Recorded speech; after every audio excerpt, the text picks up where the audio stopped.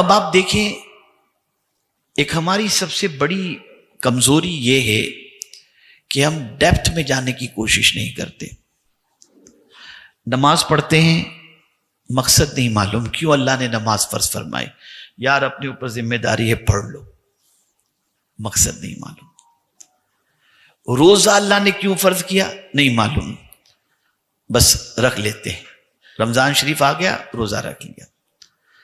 حج کرنے کے لیے جاتے ہیں، حج فرض اللہ نے کیا، کیوں کیا نہیں معلوم، بس اپنے اوپر فرض ہو گیا نا، اب جانا ہے. زکوٰۃ بس دے دینا ہے، اللہ نے ہر ایک عبادت کے پیچھے اللہ نے مقصد رکھا ہے.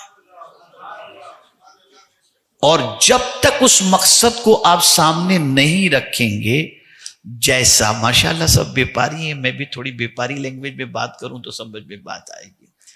کوئی بھی دھندا آدمی پروفٹ کے مقصد کے بغیر کرتا ہی نہیں. پہلے دیکھتا ہے مارجن کتنا ہے. انویسٹمنٹ کرنے سے پہلے وہ پروفٹ کا مارجن دیکھتا ہے. لیکن یہ کیسی عبادت ہے کہ کوئی نفع ہی نہیں دیکھ رہے ہو،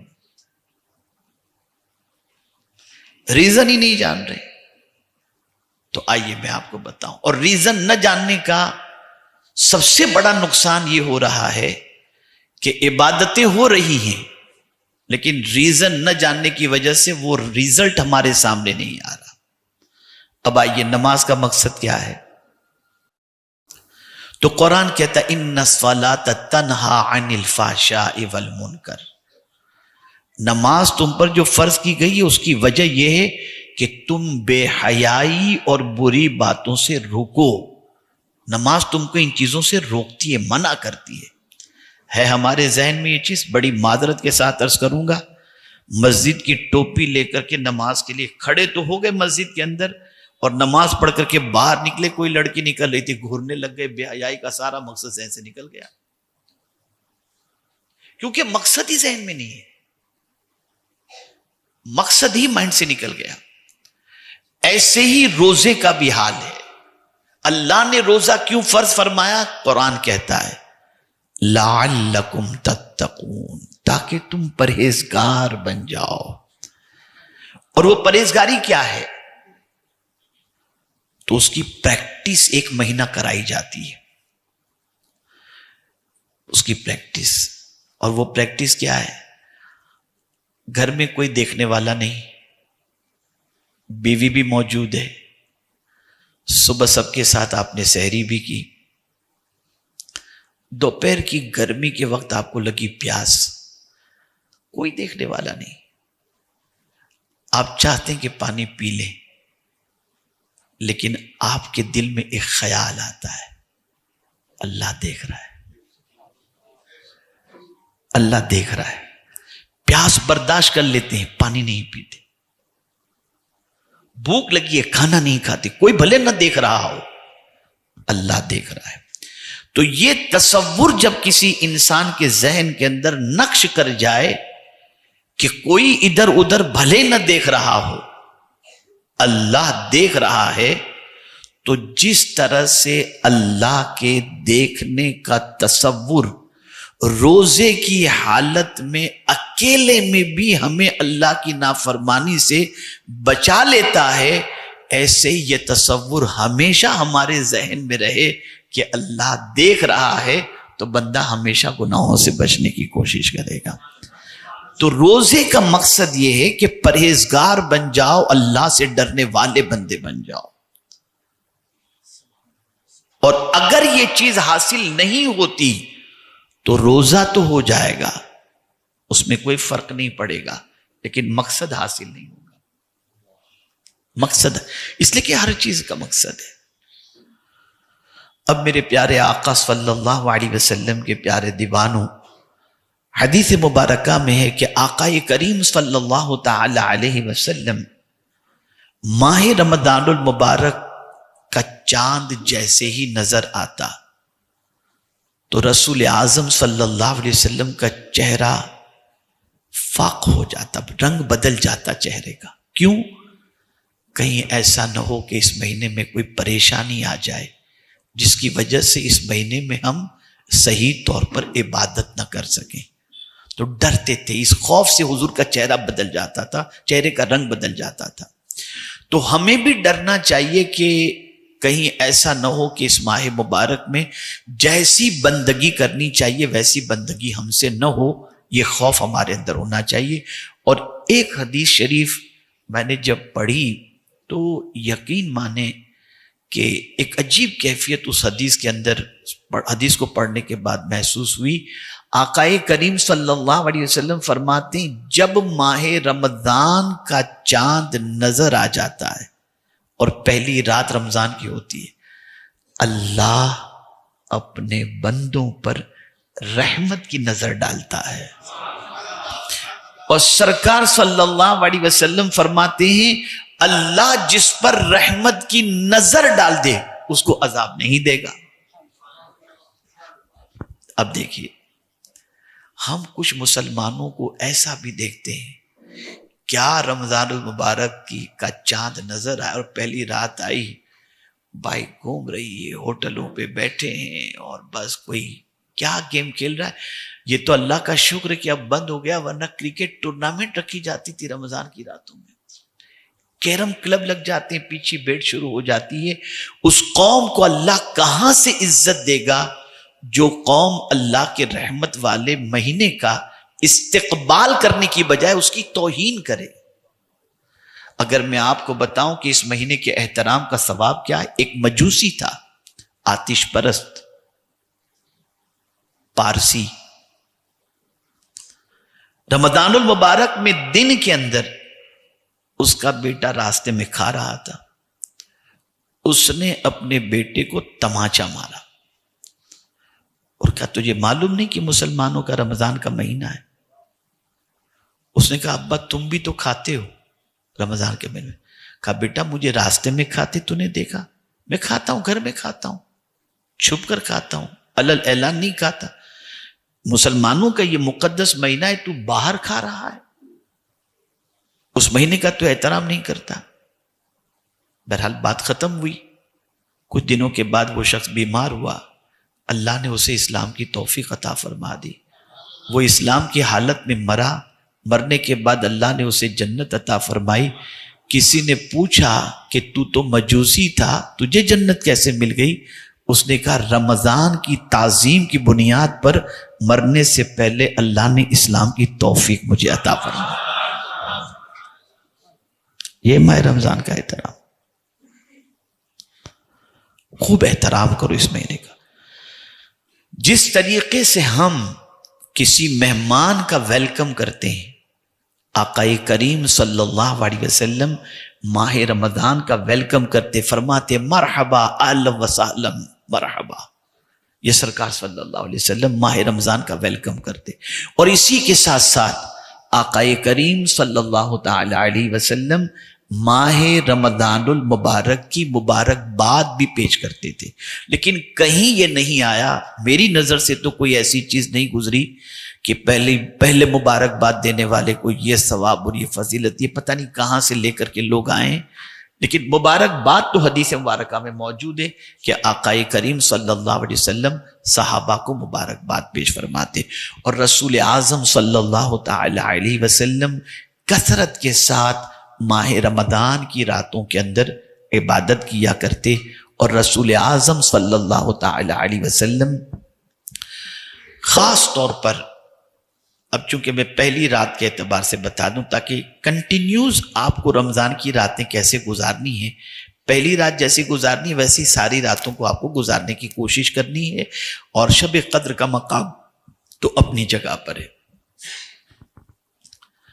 قرآن مقدس میں اللہ عز و جل نے نیک بندوں کی تعریف کے اندر فرمایا والمستغفرین بالاسحار،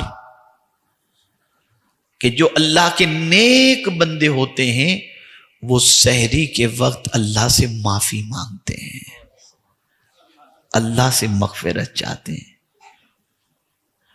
اور سحری کا وقت وہ وقت ہے کہ آقا کریم صلی اللہ علیہ وسلم فرماتے کہ اس وقت کی دعا اللہ قبول فرماتا ہے۔ اور اسی کے ساتھ ساتھ رات کے آخری پہر میں اللہ سے جو مانگو اللہ عطا فرماتا ہے۔ میرے پیارے آقا صلی اللہ تعالی علیہ وسلم کے پیارے دیوانوں، کل میں نے ہفتہ واری اجتماع میں بتایا تھا سب سے بہترین سحری کھجور کے ساتھ ہے۔ آقا کریم صلی اللہ علیہ وسلم کھجور سے سحری فرماتے تھے۔ اس کا مطلب یہ نہیں کہ آپ دوسری چیز نہیں کھا سکتے، جو بھی آپ کی عادت کے اندر ہو، لیکن سنت سمجھ کر چند کھجور کھا لیا کرو۔ وہ لوگ جو 3 بجے تک کھاتے ہیں، وہ رات والا ہی کھانا ان کا 3 بجے تک چلتا رہتا ہے۔ عشاء کے بعد سے، تراویح کے بعد سے شروع کرتے ہیں، تھوڑا تھوڑا تھوڑا، پھر واش روم گئے، پھر آئے، پھر تھوڑا، کہ پتہ نہیں کیا کیا کرتے تھے 3 بجے تک، اور پھر کھائے، پھر گھر پہ جا کے سوئے، سحری کے ٹائم پہ پانی پلاؤ، پانی پلاؤ، پیو، پھر سو گئے۔ یہ نہیں ہونا چاہیے، اس لیے کہ آقا کریم صلی اللہ علیہ وسلم نے اسپیشل سحری کے وقت کے حوالے سے فرمایا ہے سحری کے بارے میں کہ اس میں اللہ عز و جل نے برکت رکھی ہے۔ اب سحری کے معنی کیا ہوتا ہے؟ کبھی آپ نے سوچا تو نہیں ہوگا۔ سحری سحر سے بنا ہے، جس کے معنی جادو ہوتا ہے۔ کہتے ہیں اس نے مجھ پر سحر کر دیا، چھپا ہوا جادو نظر تو نہیں آتا نا، چھپا ہوا۔ پھیپھڑے کو بھی سحر کہتے ہیں، پھیپھڑے کو بھی سحر کہتے ہیں۔ اب آدمی روزے سے نظر تو نہیں آتا نا، اور میرے پیارے آقا صلی اللہ علیہ وسلم کے پیارے دیوانوں، اس سے یہ سحری بنا ہے۔ افطار کسے کہتے ہیں؟ عادت، کہ جیسے آپ نے افطار کی تو اب جو آپ کی عادت تھی کھانے پینے ساری چیزوں کی، وہ عادت آپ کی کنٹینیوز ہو گئی، تو عادت کی وجہ سے اس کو فطر جو ہے، اسی سے افطار ہے، عادت کی وجہ سے اس کو افطار کہا جاتا ہے۔ میرے پیارے آقا صلی اللہ تعالی علیہ وسلم کے پیارے دیوانوں، رسول گرامی وقار صلی اللہ تعالی علیہ وسلم ماہ رمضان المبارک میں خاص طور پر 2 قرآن شریف کے ختم کا اہتمام فرماتے۔ ایک ختم خود کرتے تھے اور ایک ختم قرآن جبریل امین علیہ الصلاۃ والتسلیم حضور صلی اللہ علیہ وسلم کو قرآن سناتے تھے، اور جب جبریل امین علیہ الصلاۃ والتسلیم آ کر کے قرآن سناتے تھے تو سرکار صلی اللہ علیہ وسلم اتنے خوش ہوتے تھے، اتنے خوش ہوتے تھے کہ عام زمانے کے اندر، عام مہینوں کے اندر جو حضور کی سخاوت ہوتی نا، اس سے زیادہ حضور صلی اللہ علیہ وسلم سخاوت فرماتے تھے، بلکہ یہاں تک کہ تیز ہوا سے بھی زیادہ حضور صلی اللہ علیہ وسلم سخاوت فرماتے تھے۔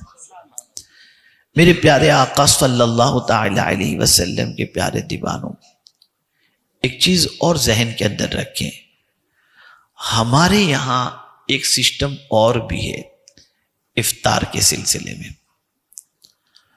اور وہ یہ ہے کہ دعا میں اتنے مصروف ہو جاتے ہیں، وہ ہوتا ہے نا افطار کے وقت دعا قبول ہوتی ہے، تو اذان بھی ہو رہی ہے، ٹائم بھی ہو گیا افطار کا، لیکن بندہ جو وہ دعا میں لگا ہوا ہے، لوٹ لو جتنا لوٹ سکتے ہو۔ آقا کریم صلی اللہ علیہ وسلم نے ارشاد فرمایا، اس وقت تک یہ قوم خیر پر رہے گی جب تک یہ قوم افطار میں جلدی کرے گی۔ جہاں وقت ہوا فوراً افطار کر لو، تاخیر مت کرو، یہ حضور صلی اللہ علیہ وسلم کا فرمان ہے۔ اب اگر کوئی شخص اپنی مرضی سے میں مانگ لوں تو حضور کے فرمان کے خلاف چل کر کے 1000 مانگ لو، کوئی فائدہ نہیں۔ فائدہ تو اس وقت ہے جب حضور صلی اللہ علیہ وسلم کے فرمان پر عمل کر کے تم اللہ کی بارگاہ مانگو۔ اسی طریقے سے جو افطار کے بعد جو دعا ہے، اللہم لک صمت وبک آمنت وعلیک توکلت وعلی رزقک افطرت، یہ ماضی کا صیغہ ہے، پہلے کھا لو پھر یہ دعا پڑھو، افطار کرنے کے بعد یہ دعا پڑھنی چاہیے۔ اور وہ جو ہم دعائیں کرتے ہیں وہ ٹھیک ہے افطار سے پہلے آپ کریں جتنا مانگنا چاہیں، لیکن افطار کے بعد کی دعا حدیث شریف کے اندر یہ آئی ہوئی ہے، یہ افطار کے بعد کرنا چاہیے۔ اسی کے ساتھ ساتھ میرے پیارے آقا صلی اللہ تعالی علیہ وسلم کے پیارے دیوانوں، تر کھجور سے افطار کرنا، رطب، یہ سرکار صلی اللہ علیہ وسلم کی سنت ہے۔ وہ نہ ملے تو سوکھی کھجور، وہ نہ ملے تو پانی سے افطار کرنا، یہ میرے آقا صلی اللہ تعالی علیہ وسلم کی سنت مبارکہ ہے۔ میرے پیارے آقا صلی اللہ تعالی علیہ وسلم کے پیارے دیوانوں، رسول گرامی وقار صلی اللہ علیہ وسلم ماہ رمضان میں ملازمین کے ساتھ، ایمپلوئی کے ساتھ اچھے سلوک کا حکم عطا فرمائے، اور جو شخص روزے دار کو، یعنی روزے دار ہم اپنے ملازم کو راحت عطا کرے، اسے بھی آرام کا موقع عطا کرے، اس پر حضرت اسماعیل علیہ الصلاۃ والتسلیم کے غلام آزاد کرنے کا ثواب اللہ عطا فرماتا ہے۔ ہمارا حال تو یہ کہ ہم 12 بجے دکان پر آئیں گے، 2:30 بجے چلے جائیں گے آرام کرنے کے لیے، اور نوکر بیچارہ صبح سے لے کے رات تک لگا ہے۔ اسے بھی ہم انسان سمجھیں اور اسے بھی راحت پہنچانے کی کوشش کریں کہ اس پر آقا کریم صلی اللہ تعالی علیہ وسلم نے بشارتیں عطا فرمائی ہیں۔ اسی کے ساتھ ساتھ میرے پیارے آقا صلی اللہ تعالی علیہ وسلم کے پیارے دیوانوں، ایک چیز خاص طور پر ذہن میں رکھنی ہے۔ آدمی 5 وقت کی نماز پڑھ کر بھی دعا میں چل دیا، لیکن ایک مسلمان بھی مجھے شاید ایسا ملا ہو، ایک مسلمان بھی ایسا نہیں ملا آج تک جو افطار کے وقت ایک دم ڈوب کر دعا نہ کرتا ہو۔ ہر آدمی افطار کے وقت ایسا مگن ہوتا ہے دعا میں، چاہے وہ دکان پر بیٹھا ہو، چاہے اسٹال پر بیٹھا ہو، چاہے مسجد میں بیٹھا ہو، ایک دم بالکل مگن ہو کر افطار کے وقت دعا کرتا ہے۔ مجھے حیرت ہوتی ہے کہ یہ بندہ 5 وقت کی نماز پڑھتا ہے تو ایسی دعا نہیں مانگتا جتنی افطار کے وقت۔ وجہ کیا ہے بھئی؟ حدیث شریف میں تو حضور صلی اللہ علیہ وسلم نے فرمایا فرض نماز کے بعد کی دعا اللہ قبول فرماتا ہے، اس کی بھی بشارت ہے۔ جمعہ کی نماز کے بعد کی دعا اللہ قبول فرماتا ہے، اس کی بشارت ہے۔ لیکن جو اس کی پوزیشن اور کیفیت افطار کے وقت دعا مانگنے کی ہوتی ہے، وہ کیفیت کسی وقت کی ہوتی ہی نہیں، چاہے عید ہو۔ ہاں روئے گا عرفات کے میدان میں، وہاں تھوڑا سا رو لیتا ہے، اور پھر باہر نکل کے پھر جیسے حج ختم ہوا پھر واپس ویسا جیسا تھا، کیا چل رہا ہے کیا نہیں چل رہا ہے، اللہ ماشاء اللہ۔ تو سوال یہ پیدا ہوتا ہے کہ یہ کیفیت اس کی بنتی کیوں ہے؟ اس لیے کہ اس وقت اسے کانفیڈنس ہوتا ہے۔ اب کانفیڈنس کیا ہے؟ اس کو 100% یقین ہوتا ہے صبح صادق سے لے کر غروب آفتاب تک غلطی سے بھی میں نے ایک ڈراپ پانی اپنے حلق کے نیچے نہیں اتارا ہوں۔ اسے پورا کانفیڈنس ہوتا ہے ایک دانہ بھی میں حلق کے نیچے نہیں اتارا ہوں۔ اسے کانفیڈنس ہوتا ہے کہ میں اپنے بیوی سے قربت نہیں کیا ہوں۔ تو یہ جو اللہ کے فرمان پر 100% جو اس نے عمل کیا ہے نا، یہ کانفیڈنس اس کے لیے دعا کی کانفیڈنس کا ذریعہ بن جاتا ہے۔ اسے یقین ہوتا ہے جب میں نے یہ کیا ہے تو مجھے ملنا ہی چاہیے۔ تو میرا مولا بھی فرماتا ہے افطار کے وقت کی دعا کو اللہ قبول فرما لیتا، اس لیے کہ مولا جانتا ہے کہ بندہ پیور کر رہا ہے۔ اچھا پھر روزے کی جزا حضور صلی اللہ علیہ وسلم فرماتے کہ اللہ نے کیا فرمائی معلوم؟ ہر عبادت کا بدلہ رکھا گیا، 70 سے لے کر 700 تک، اور بعض جگہوں بعض عمل کا بے حساب، انما یوفی الصابرون اجرہم بغیر حساب۔ لیکن جب بات روزے کی آئی تو قربان جائیے میرے رب کے ارشاد پر، حدیث قدسی ہے، اللہ فرماتا ہے الصوم لی، روزہ میرے لیے ہے، وَأَنَا أَجْزِي بِهِ، میں ہی اس کا بدلہ دوں گا۔ اور ایک حدیث میں یہ بھی ہے کہ الصوم لی وَأَنَا أُجْزَ بِهِ، کہ روزے رکھنے والے کو میں مل جاؤں گا۔ اس لیے توجہ چاہوں گا میں آپ کو، کتنی اہم عبادت کا مہینہ آ رہا ہے۔ کسی عمل میں پیورٹی اتنی نہیں ہے جتنی روزے میں پیورٹی ہے. نماز کو پڑھتے لوگ دیکھتے ہوں گے، حج کرتے ہوئے لوگ دیتے ہیں، زکوٰۃ کسی کو دیتے ہیں، لینے والا دیکھتا ہے. روزے کے بارے میں آپ جانے خدا جانے. وضو کرتے کرتے پتہ نہیں کتنی آدمی پی لے، لیکن بندہ جانتا ہے، خدا جانتا ہے.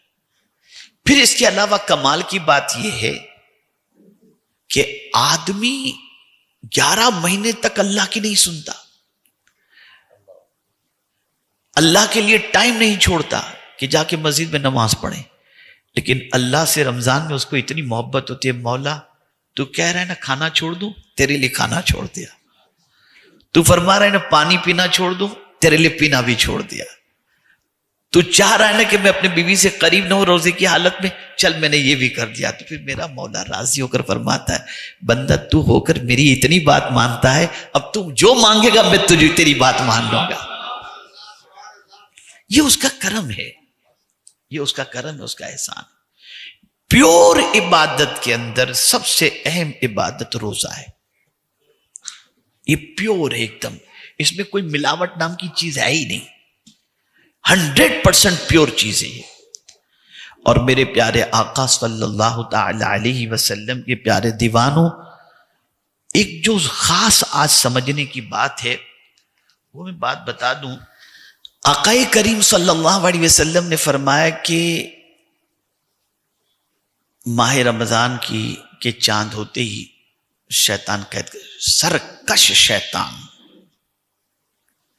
جو بڑے بڑے شیطان ہیں نا، اللہ ان کو قید کر دیتا ہے تاکہ بندوں کو عبادت میں ڈیفیکلٹیز نہ ہو.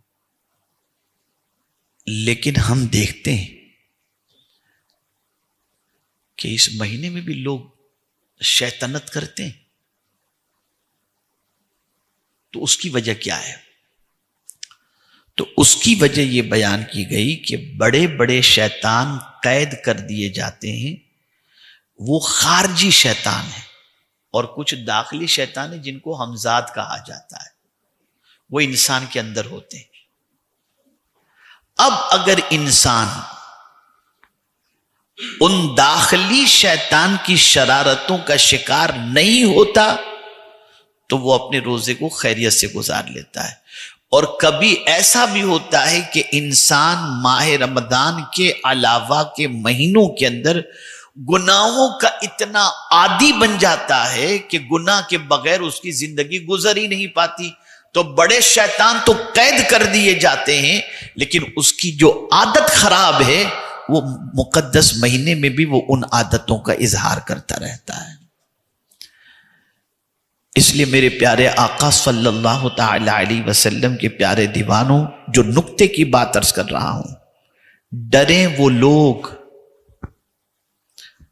گھبرائیں وہ لوگ جو ماہ رمضان المبارک میں بھی گناہ کرتے ہیں. ان کو خود کو سمجھ لینا چاہیے کہ وہ کیسے بن چکے ہیں. کسی سے فتویٰ لینے کی ضرورت نہیں ہے، کسی سے فتویٰ. اگر رمضان المبارک کی راتوں میں پکچر دیکھ رہے ہیں، گناہ کر رہے ہیں، آوارگی کر رہے ہیں، کسی سے کچھ پوچھنے کی ضرورت نہیں. اپنے بارے میں خود ہی ڈیسائیڈ کر لیں کہ شیطان تو قید ہو گیا تو ہم خود تو کہیں شیطان نہیں بن گئے. اور اگر کسی کی ایسی عادت اور ایسی زندگی بن چکی ہے تو میرے پیارے آقا صلی اللہ علیہ وسلم کے پیارے دیوانوں، اللہ ہی اس کے حال پر رحم فرمائے. بہت بری پوزیشن اس کی ہے. اسے چاہیے کہ صدق دل سے توبہ کرے، گناہوں سے بچنے کی کوشش کرے. اور اس کے سلسلے میں آقا کریم صلی اللہ علیہ وسلم نے فرمایا، جو شخص روزانہ صبح کو 10 مرتبہ سورہ اخلاص کی تلاوت کرے، اللہ اس کو پورے دن شیطان کی شرارتوں سے محفوظ رکھے گا. میرے پیارے آقا صلی اللہ تعالی علیہ وسلم کے پیارے دیوانوں، تو ان چیزوں کا خاص طور پر خیال رکھیں. آقا کریم صلی اللہ علیہ وسلم نے ارشاد فرمایا انسان کا جس طریقے سے دل ہوتا ہے، انسان کے اندر دل ہوتا ہے، کتنا قیمتی ہے. جب سے اس کا وجود ہوا تب سے دھڑکتا ہی رہتا ہے، اور یہ دھڑکنا بند ہو جائے تو آدمی بند ہو جائے، ختم ہو جائے. دل کی کتنی اہمیت ہے آپ جانتے ہیں. قرآن کا دل کیا ہے؟ سورہ یاسین ہے نا. مہینوں کا دل کون سا ہے؟ مہینوں کا دل رمضان المبارک ہے. رمضان المبارک مہینے کا دل ہے، اور اس کو حضور صلی اللہ علیہ وسلم نے فرمایا جس کا رمضان درست اس کا پورا سال درست. جس کا رمضان درست اس کا پورا سال درست. میرے پیارے آقا صلی اللہ تعالی علیہ وسلم کے پیارے دیوانوں، مولا علی کرم اللہ تعالی وجہ الکریم ارشاد فرماتے ہیں کہ اللہ اگر امت محمدیہ کو عذاب دینا چاہتا تو دو چیزیں نہ دیتا. پہلی چیز ماہ رمضان، اور دوسری چیز سورہ اخلاص. اب جو ماہ رمضان کی قدر کرے گا اللہ اسے عذاب سے بچا لے گا. میرے پیارے آقا صلی اللہ تعالی علیہ وسلم کے پیارے دیوانوں، اسی طریقے سے آقا کریم صلی اللہ علیہ وسلم نے فرمایا کہ جو شخص اللہ سے اس حال میں ملے سے مراد اس دنیا سے گیا اور اللہ کی بارگاہ میں پہنچا، اس حال میں ملے کہ اس نے اللہ کا کسی کو شریک نہیں ٹھہرایا تھا، اور ساتھ ہی ساتھ 5 وقت کی نماز اس نے پڑھی اور رمضان کے روزے رکھے، اللہ اس بندے کو بخش دے گا.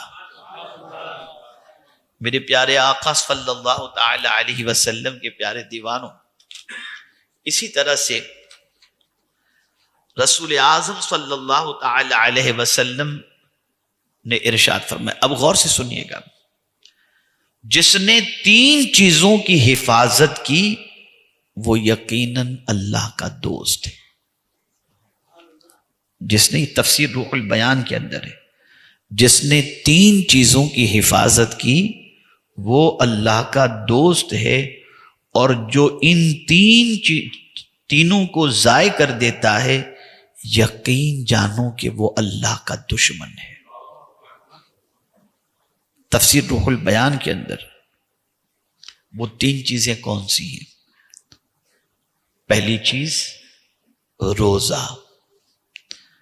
جان بوجھ کر کے اگر کسی نے روزہ چھوڑ دیا تو گویا اس نے اللہ سے دشمنی کر لی.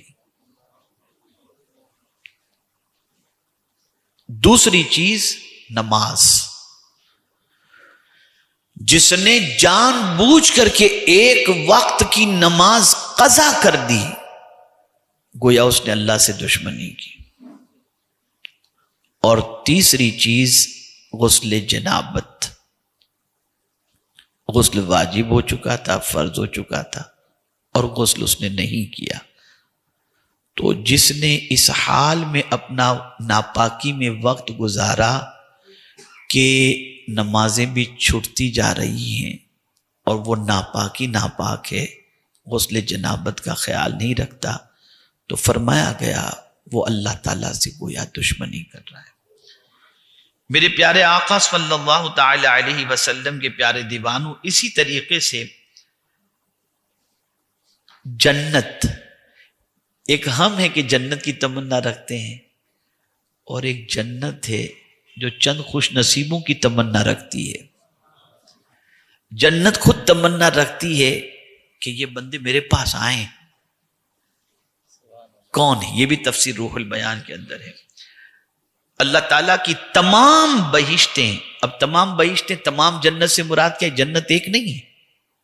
آقا کریم صلی اللہ علیہ وسلم کی بارگاہ میں ایک صحابیہ حاضر ہوئی اور عرض کرنے لگی، یا رسول اللہ صلی اللہ تعالی علیہ وسلم، میرا بیٹا جنگ میں شہید ہوا ہے، مجھے نہیں معلوم کہ اللہ نے اس کی شہادت قبول کی ہے یا نہیں کی، ذرا مجھے بتائیے کیا میرے بیٹے کو کی شہادت کو اللہ نے قبول کر کے جنت عطا کی یا نہیں کی؟ اگر عطا کر دیے تو سبحان اللہ، اور نہیں عطا کی تو پھر میں دیکھیے کیا کرتی ہوں۔ تو سرکار صلی اللہ علیہ وسلم نے گردن جھکائی، پھر اٹھائی، ارشاد فرمایا تو جنت کی بات کر رہی ہے، اللہ نے تو تیرے بچے کو جنت الفردوس عطا فرما دے۔ یہ سب سے اعلیٰ جنت ہے، جنت کئی ہیں لیکن سب سے اعلیٰ جنت جنت الفردوس۔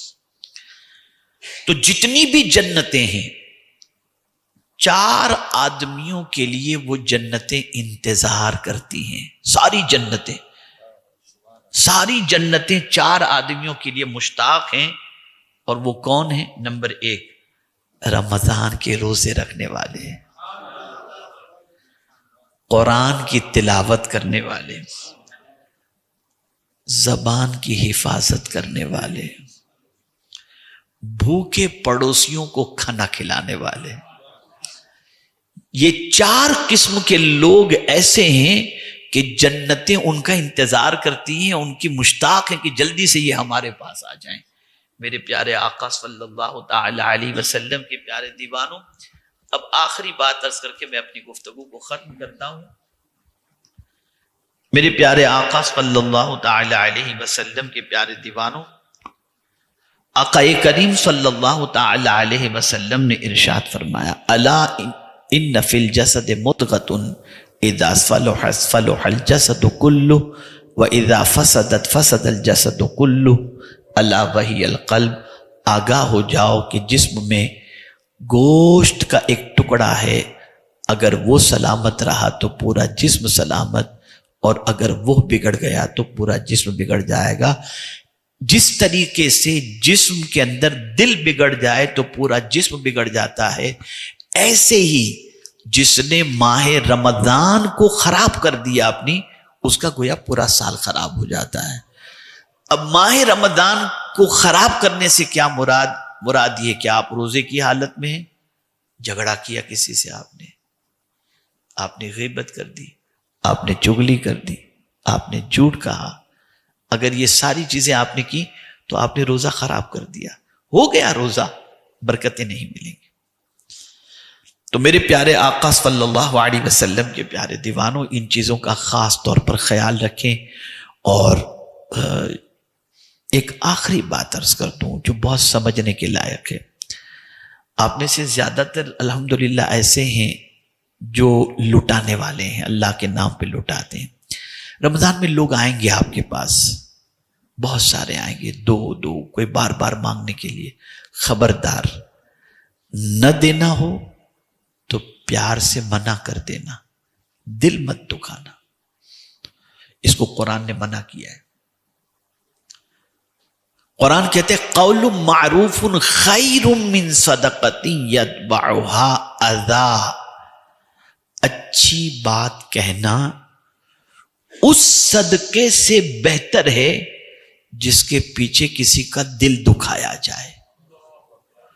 اور دل دکھانا کتنا بڑا گناہ ہے؟ آقا کریم صلی اللہ علیہ وسلم فرماتے ہیں من اذى المسلم فقد اذانی ومن اذانی فقد اذى اللہ ومن اذى اللہ کان يدخلہ النار۔ جس نے کسی مسلمان کو اذیت پہنچائی اس نے مجھے اذیت پہنچائی، اور جس نے مجھے اذیت پہنچائی اس نے اللہ کو اذیت پہنچائی، اور جس نے اللہ کو اذیت پہنچائی اس کا ٹھکانہ جہنم ہے۔ بہت سارے لوگ جو مستحق نہیں ہوتے پھر بھی مانگنے کے لیے آ جاتے ہیں، طبیعت نہیں چاہتی نہیں دینا، ہاتھ جوڑ کے معافی مانگیں، نہ جھڑکیں نہ برا کہیں۔ اس چیز کو خاص طور پر ذہن کے اندر محفوظ کر لیں، اس لیے کہ بسا اوقات ایسی حرکتوں سے بہت سارے معاملات خراب ہو جاتے ہیں، اللہ کی ناراضگی کو دعوت دینے کے مترادف ہوتا ہے۔ بس میں دعا کرتا ہوں اللہ کی بارگاہ کے اندر اللہ عز و جل ہم سب کو ماہ رمضان نصیب فرمائے۔